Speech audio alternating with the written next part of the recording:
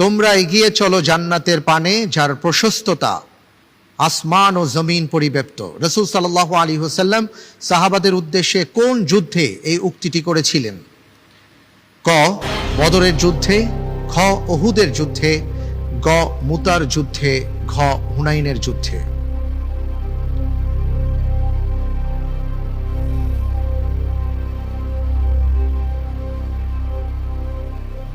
রাসূল সাল্লাল্লাহু আলাইহি ওয়াসাল্লাম এই অভিযানে সাহাবাদেরকে উদ্বুদ্ধ করে এই কথাটি বলেছিলেন।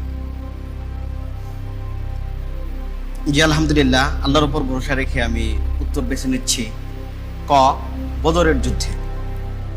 ক, বদরের যুদ্ধে। জি। আমি কি লক করে দেব? জি। লক করে দিচ্ছি। আপনি অন্য কোনো অপশনে যাচ্ছেন না। লক করে দেয়া হোক ক, বদরের যুদ্ধে। আসলে আপনি যে উত্তরটি দিয়েছেন, আপনার উত্তরটি সঠিক উত্তর। আলহামদুলিল্লাহ।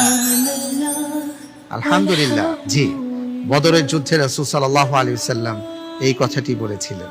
চমৎকার, মাশাআল্লাহ, হাইয়াকাল্লাহ। এরপর হচ্ছে ফরজ এবং নফলের অভ্যাস ছিলেন নবী করিম সাল্লাল্লাহু আলাইহি ওয়াসাল্লাম। ফরজ তো কখনো ছাড়েই নাই, নফলও তো তিনি কখনো ছাড়েন নাই। সুবহানাল্লাহ ওয়া বিহামদিহি সুবহানাল্লাহিল আযীম।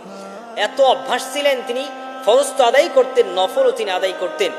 সারাদিন রাষ্ট্রের কাজ করার পরে, নবুয়তি দায়িত্ব পালন করার পরে প্যারা রাসূল সাল্লাল্লাহু আলাইহি ওয়াসাল্লাম রাত্রিবেলায় তিনি তাহাজ্জুদের নামাজের মধ্যে দাঁড়িয়ে যেতেন। আম্মা জান আয়েশা সিদ্দিকা রাদিয়াল্লাহু তাআলা আনহা বলেন, তিনি তাহাজ্জুদের নামাজের মধ্যে দাঁড়িয়ে যেতেন, পা ফুলে যেত, পায়ে পানি এসে যেত, তবুও তিনি নামাজ থেকে আলাদা হতেন না। সুবহানাল্লাহ। এবং 6 নম্বর হচ্ছে মুহাসাবা।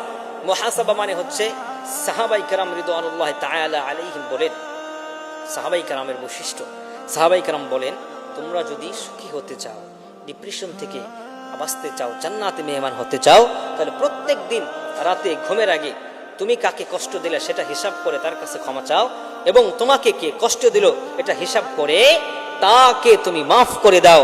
এই কাজগুলো যদি আমরা করতে পারি, ডেইলি রুটিনের মধ্যে যদি আমরা রাখতে পারি, তাহলে আল্লাহ সুবহানাহু ওয়া তাআলা আমাদেরকে আল্লাহ রাসূল সাল্লাল্লাহু আলাইহি সাল্লামের অনুযায়ী সুখী সুন্দর জীবন দান করে দেবেন। সুবহান।